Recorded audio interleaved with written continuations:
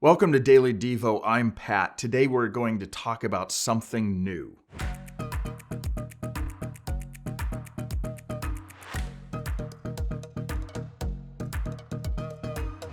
As we prepare to enter 2020, wow, that's just crazy to hear, isn't it?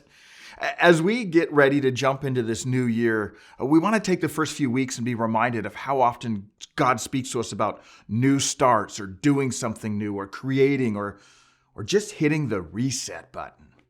What better time than 2 days before the new year sets in to be reminded of this great truth found in Isaiah chapter 43, verses 18 and 19. Listen to the hope in these words. But forget all that, says God. It is nothing compared to what I am going to do, for I am about to do something new. The Message paraphrases these verses this way. It says, forget about what's happened. Don't keep going over old history. Be alert. Be present. I'm about to do something brand new.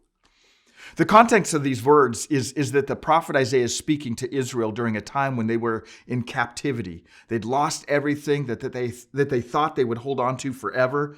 And because of their rebellion, they assumed God wanted nothing to do with them anymore. Yet God responded, forget the past. Whatever you've done or how far you strayed, I'm going to do a new thing in your life today. God was sending them a message that they needed to let go of the mistakes and the brokenness of the past and take hold of the new thing he was going to do in the future. And doesn't that apply to what you and I need to do as we get ready to move into 2020? To quit reflecting back on past hurts and past pains and past disappointments and past sufferings, and to instead look forward to the new thing that God might do in and through us in this new season. I think a car windshield is a great illustration of what God is trying to tell us. If you're sitting in a car, one thing that should be very obvious is the difference in the size between your windshield and the rearview mirror. Why is this? Because when we drive, you and I need to spend far more time looking ahead than looking behind. In fact, if your eyes are glued to the rearview mirror, you're going to eventually crash and burn, aren't you? It's the same with life. You and I need to spend far more time focused on today or our future than dwelling on the past. Here's another way to put it.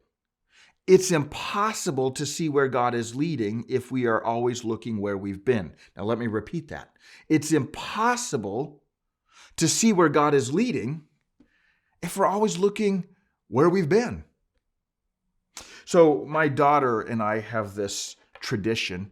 Every year she gives me a notebook. I take all of my notes in it. It's kind of like a journal for me.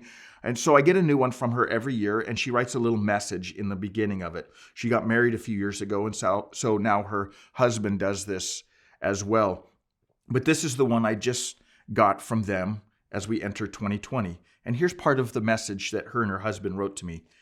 They said, going into this new year, remember who you are, a child of God, a dad, a husband, a son, a poppy. That's what my grandkids call me. Go into this new year with new notes, new experience, new thoughts, new ideas, new visions, a new chapter of your life.